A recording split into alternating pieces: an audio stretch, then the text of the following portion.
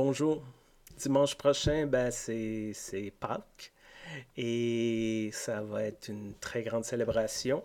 Et un des points centraux de cette célébration-là, c'est la proclamation du texte d'un des évangiles qui dit que Jésus est ressuscité. Et c'est un texte difficile, et le concept de résurrection, c'est difficile à comprendre, à concevoir, à conceptualiser. Et tous les années, les pasteurs, les prêtres, les prédicateurs essayent d'expliquer ça, mais c'est quand même difficile parce que ce n'est pas une histoire de ressuscitation. Parce que c'était une histoire de ressuscitation, ce ne serait pas quelque chose de spécial. Dans l'Évangile, par exemple, dans les Évangiles, il y a Lazare qui revient à la vie avant la résurrection de Jésus. Puis, si on regarde dans nos hôpitaux de nos jours, mais il y a plein de gens qui reviennent à la vie, qui, à la suite de procédures médicales, leur cœur se remet à battre.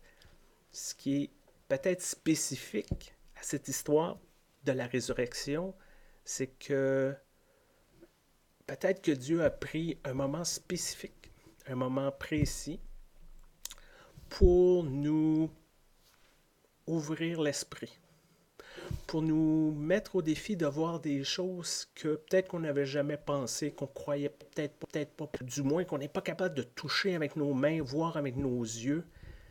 Et c'est peut-être ça, l'idée de la résurrection. L'idée de la résurrection, c'est d'avoir un Dieu qui a créé dans le passé, qui est encore capable de créer une nouvelle réalité aujourd'hui, d'un Dieu qui va plus loin, qui nous force à remettre en question nos croyances, nos certitudes, et qui nous ouvre à des choses qu'on ne pensait pas possibles. Et c'est ça que je vous souhaite pour Pâques cette année. D'avoir des expériences, des lectures, des rencontres qui vont vous mener ailleurs, plus loin, qui vont vous faire découvrir des choses que vous allez dire, coudonc, je savais même pas que c'était possible. Et de vivre cet émerveillement profond et d'en dire, merci Dieu.